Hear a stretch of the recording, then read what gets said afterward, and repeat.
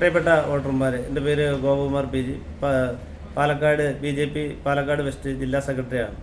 നമുക്കറിയാം, ഈ നടക്കുന്ന ത്രിതല പഞ്ചായത്ത് തെരഞ്ഞെടുപ്പിൽ ഭാരതീയ ജനതാ പാർട്ടി അട്ടപ്പാടിയിൽ വളരെ ശക്തമായൊരു മത്സരത്തിൽ ഏർപ്പെട്ടിരിക്കുകയാണ്. നമുക്കറിയാം, നാലാന്തരമായിട്ട് നമ്മൾ ഇരു മുന്നണികളെയും LDFനെയും UDFനെയും നാളിതുവരെ മാറി മാറി പരീക്ഷിച്ചിട്ട് ഇന്ന് വരെ നാടിന് യാതൊരു വികസനം ഉണ്ടാക്കാൻ നമുക്ക് കഴിഞ്ഞിട്ടില്ല.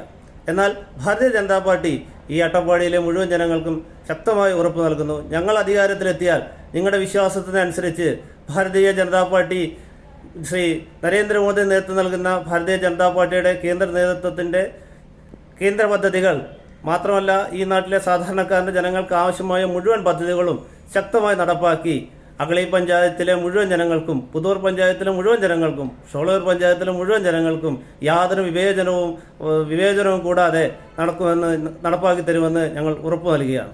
അതിലുപരിയായിട്ട് ഞങ്ങൾക്ക് പറയാനുള്ളത്, നമുക്കറിയാം, നമ്മുടെ നാട്ടിൽ ഒരു 100 പേർക്ക് ഇന്ന് വരെ തൊഴിൽ കൊടുക്കാൻ കഴിയുന്ന ഒരു വ്യവസായ സ്ഥാപനം ഈ ഇരു മുന്നണികളും നമുക്ക് മുന്നിൽ വെക്കുകയാണെങ്കിൽ നമുക്ക് അവരോട് ചോദിക്കാം എന്താണ് ആ പദ്ധതി എന്ന്. കാരണം നമുക്കറിയാം, കേരളം സ്വാതന്ത്ര്യത്തിന് ശേഷം ഇന്ന് വരെ നമുക്ക് അട്ടപ്പാടിയിൽ ഒരു 100 പേർക്ക് തൊഴിൽ കൊടുക്കുന്ന സ്ഥാപനം നമുക്കിവിടെ കിട്ടിയിട്ടില്ല. ഇന്ന് ഈ നാട്ടിൽ തൊഴിൽ കിട്ടുന്ന ദേശീയ തൊഴിലുറപ്പ് പോലെയുള്ള പദ്ധതികൾ കേന്ദ്രാവിഷ്കൃത പദ്ധതികളാണെന്നും നമുക്ക് നാട്ടിലെ ഓരോരുത്തർക്കും അറിയാം. അതേപോലെ തന്നെ നമുക്കറിയാം, ഈ നാട്ടിൽ നമുക്കറിയാം, അട്ടപ്പാടിയിൽ ഏറ്റവും പ്രശ്നമാണ് നമുക്ക് കുടിവെള്ളത്തിൻ്റെ പ്രശ്നം.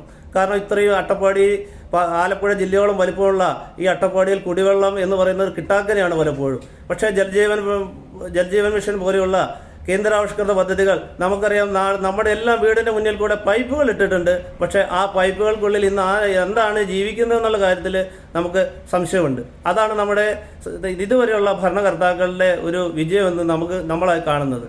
പിന്നെ അടുത്തതായിട്ട് നമുക്ക് പറയാൻ കഴിയും, നമ്മുടെ അട്ടപ്പാടിയിലെ ഗതാഗത മാർഗത്തെ പറ്റി ഒന്ന് നിങ്ങൾ ചിന്തിക്കൂ.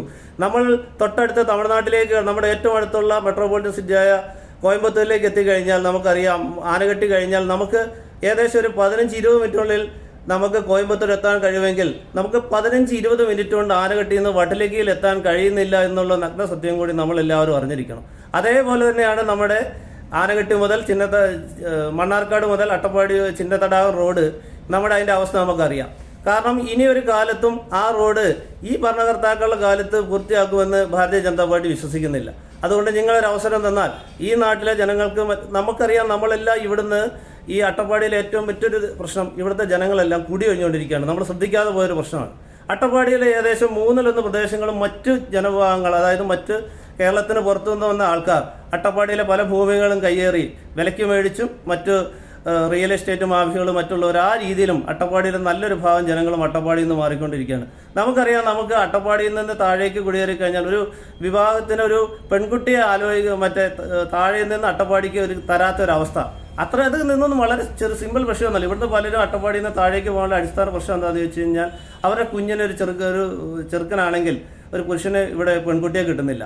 അപ്പോൾ എന്താണ്, അട്ടപ്പാടിയിലേക്ക് നിന്ന് കേൾക്കുമ്പോൾ ജനം എന്ത് ചെയ്യുന്നു, അയ്യേ എന്ന് പറയുന്ന ഒരവസ്ഥ.